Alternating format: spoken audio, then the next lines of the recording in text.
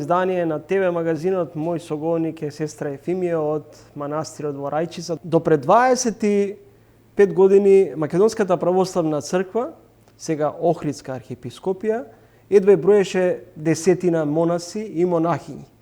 Како е денеска состојбата или како изгледа денеска сликата и колкав е бројот на свештени лица, особено во Рајчица? Значи, видете, до пред 25 години нашиот старец, игуменот на Бигорскиот манастир, владиката Партени, беше четвртиот монах во нашата земја. И според неговите зборови, тоа беше еден навистина многу тежок период за монаштвото во зачеток, за младото монаштво, кое што се соочи со две клучни нешта. Првото е дека се најде, односно се насели во опустошените манастирски објекти, а второ се соочи со еден разорен дух кај македонскиот човек, кој што имаше една многу погрешна перцепција за монашкиот начин на живот. Уште на самите почетоци, токму поради тоа, нашиот игумен, отец Партени, се зафати со возобнова на монашкиот живот, меѓутоа и со возобнова на литургискиот живот меѓу македонските верници. При тоа правилно духовно воспитувајќи ги и правилно религиски едуцирајќи ги, што потоа некако природно си придонесе да може да се промени перцепцијата кон монашкиот начин на живот, така што сега тоа е општо, генерално многу добро прифатено. А конкретно, на прашањето колку монаси има во нашата земја, можам да кажам дека околу 200 се некаде. Активни манастири не знам точно колку се, меѓутоа повеќе од 20 сигурно. Но само нашиот манастир, односно 4 манастири кои што се под наше духовно раководство, зборувам за Бигорски, Рајчица, Пречиста и Кнежино, бројат над 50 монаси. Конкретно во Рајчица, манастирот на Свети Ѓорги Победоносец, од каде што јас доаѓам, ние сме 10 монахињи.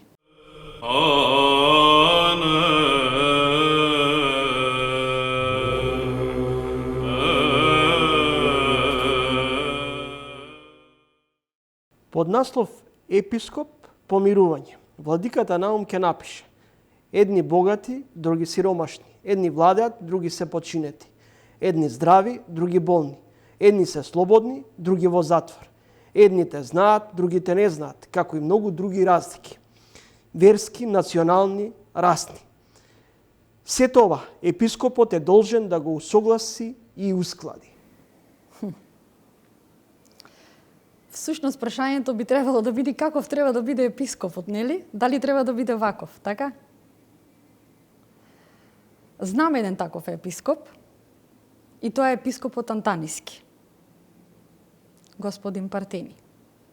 Тоа е човек кој што јас многу одблизу го познавам, бидејќи тоа е мојот старец, мојот духовен отец. Кога го прочитавте ова, навистина се потсетив на неговото секојдневие. За него нема разлика дали некој е богат или сиромав, дали е славен или неславен, дали е власти или опозиција, дали е македонец или е некоја друга националност. Во неговото срце, големо срце, се прибрани сите луѓе. Каква е улогата на црквата денес во помирувањето меѓу граѓаните, меѓу луѓето? Црквата е сведок на вистината. И таа секогаш треба да сведочи најавтентично. Да не прави компромис со вистината, меѓутоа секогаш да биде во контекст и во духот на времето во кое што се живее. Постои една многу бава изрека, која што ја кажа еден многу познат теолог на црквата од минатиот век, отец Георги Флоровски. Тој вели напред кон отците. Зошто вели напред кон отците? отците се оние свети отци кои што живееле пред нас и кои што ни го дале на љубавото. Ни ја дале на љубавата наука на црквата. Ги чувале нашите догми. Го изградиле православниот начин на живот, втемелено секако на учењето на нашиот Господ Исус Христос. Едно постаро истражување покажало дека граѓаните веруваат во Бога, но не и веруваат на црквата. Не и веруваат на црквата. А црквата е возглавена токму од нашиот Бог. Христос, кого што таа го проповеда. Тоа е Христос, односно тоа е Бог на љубовта. Тоа е Бог на мирот и на тишината. Тоа е Бог на радоста. Тоа е Бог на слободата. Ако вака се разбери црквата, односно нејзината глава, тогаш мислам дека младиот човек, односно човекот денес ќе биде многу поотворен и многу пожеден да може да чуе што е тоа што внатре во црквата се зборува, што е тоа што внатре се случува. Неодамна владиката Партени имаше средба со Вартоломеј. Кои беа пораките? Патриархот Вартоломеј, можам да кажам дека е една прекрасна и топла личност. Тој е вистински татко на православието. Човек кој што ги разбира потребите на живите цркви.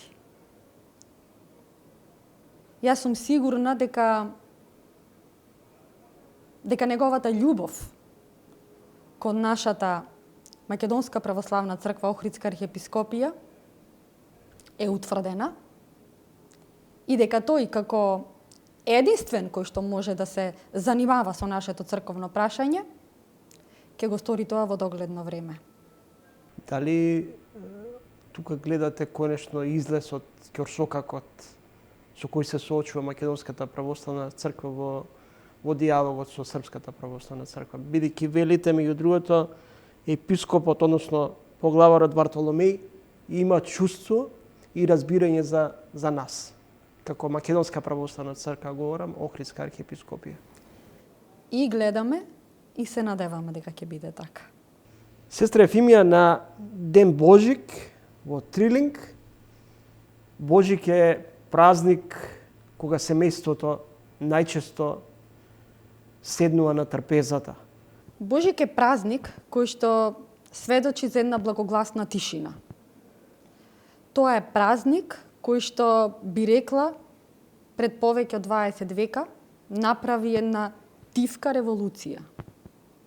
Примарното нешто кое што треба да се случи на празникот Божик е да се сетиме на Христос. Ние во црквата велиме на Божик да се сетиме на Бога, да се сетиме на Христос.